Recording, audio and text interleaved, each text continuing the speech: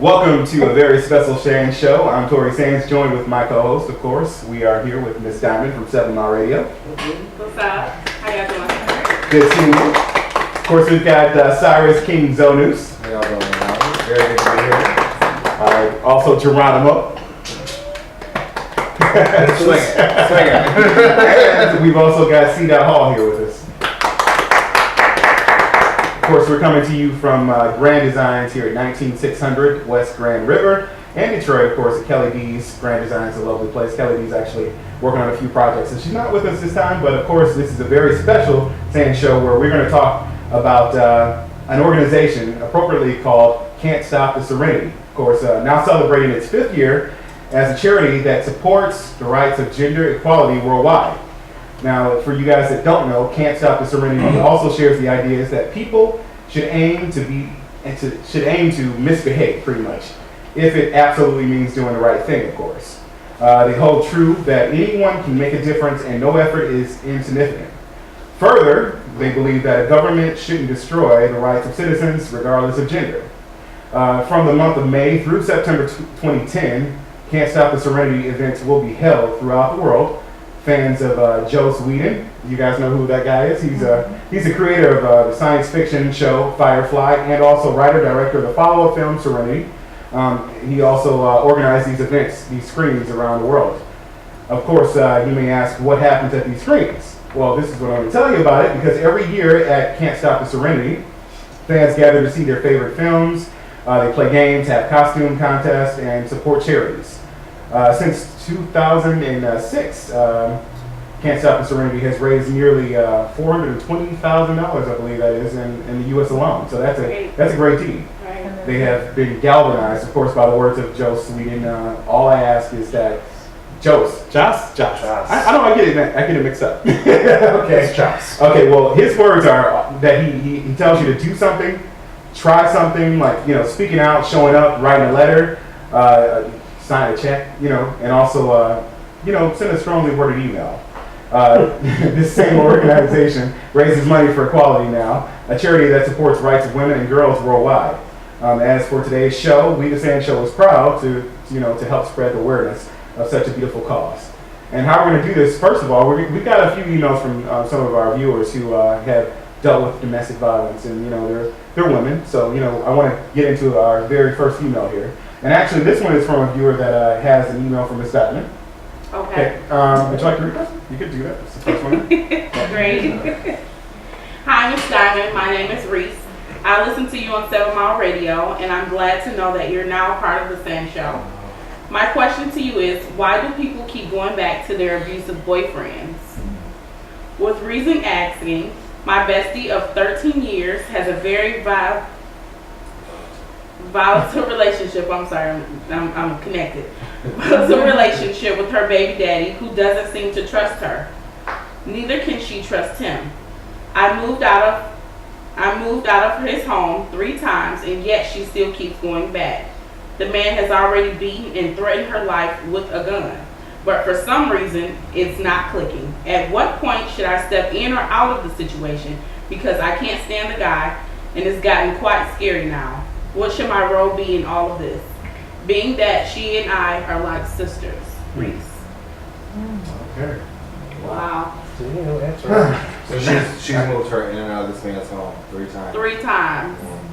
Well, first and foremost, you have to realize that when you have friends who are in these types of situations, it's going to take enough for her to get tired of the situation. It's nothing that you can do. You can just stand there and you can support her as much as you can. With that being said, you have to be there for her when she does get beat up, whether or not you like it or not. It's gonna take something major for her to get tired. It's gonna have to take for her to get to a specific point, or to move somewhere far, change her number, just separate herself. But it's gonna take her to get tired. There's nothing that you can do as a friend but support her. Because often we don't listen to the people who are closest to us, who are close to that situation as well, because we think that they know it all. So you might want to get her some help, or tell her to go to some type of therapy. And it's okay to seek therapy, because we listen to people who don't know us, who don't know anything about our situation before we listen to somebody who is close to us. So, Reese, all I can tell you is to pray for your friend, of course, and hold her up and support her as much as you can. And that's about it. Reese, big ups to you for actually being there for her and supporting her as much as you have so far. I mean, that's a really good friend. It's a very good friend. I wish I had friends like that. Pretty much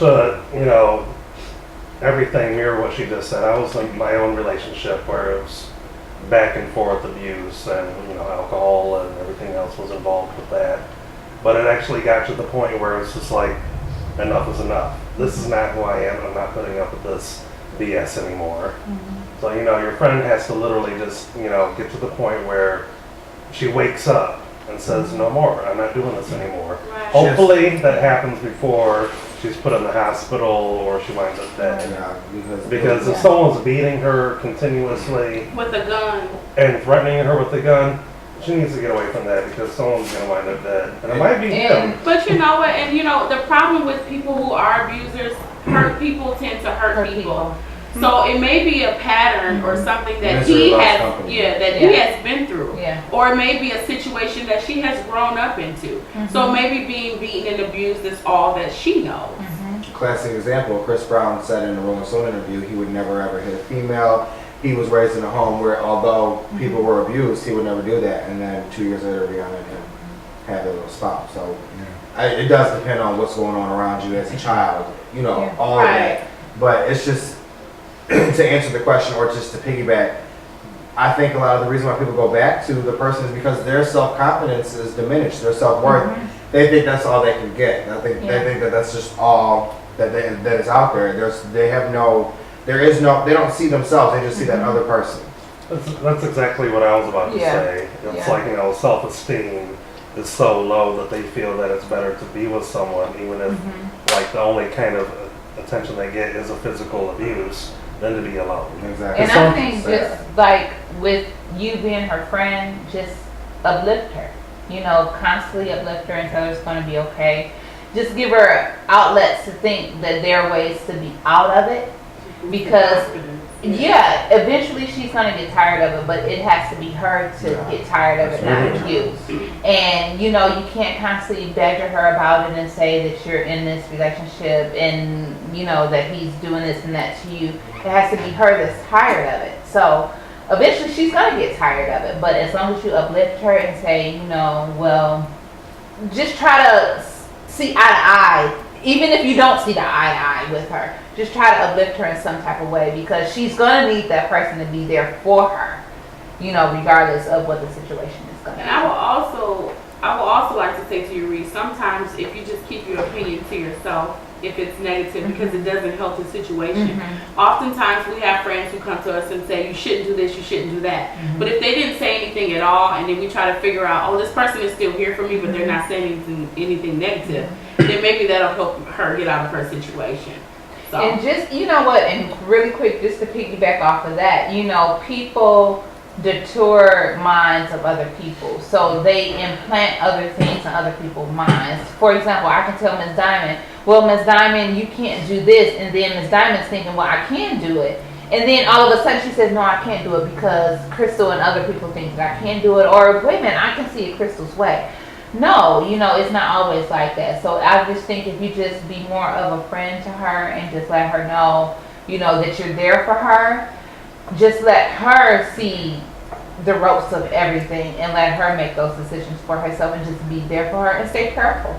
That's pretty much what you can do. All right, well, can I just say this? Did you know that in the United States, battering is the single major injury to women, exceeding muggings, rapes, and also auto accidents combined.